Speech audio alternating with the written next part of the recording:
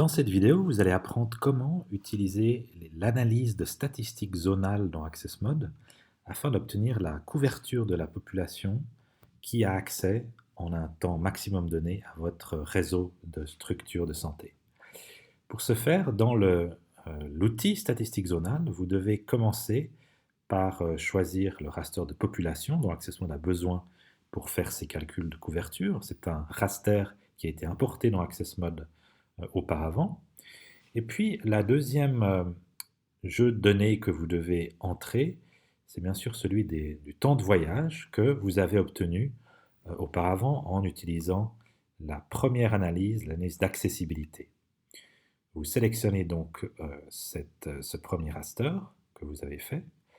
Et puis finalement, le troisième jeu de données à utiliser est celui de la couche des zones, qui représente généralement des zones administratives pour lesquelles on aimerait avoir cette estimation de la couverture de la population en un temps donné.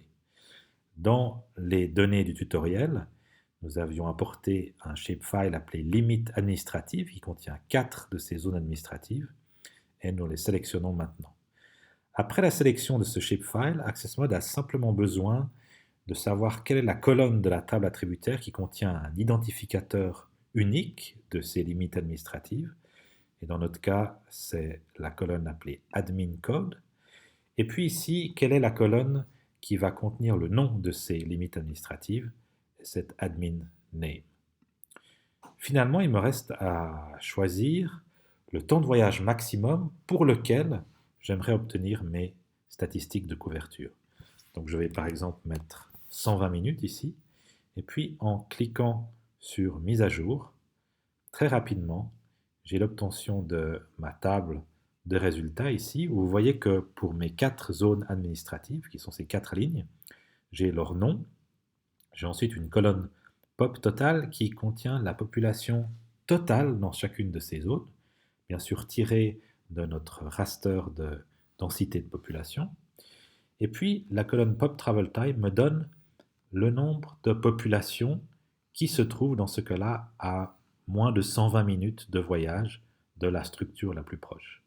Et en faisant le ratio de ces deux colonnes, on obtient dans la dernière colonne le pourcentage de la population dans chacune de ces zones qui se trouve à moins de 120 minutes.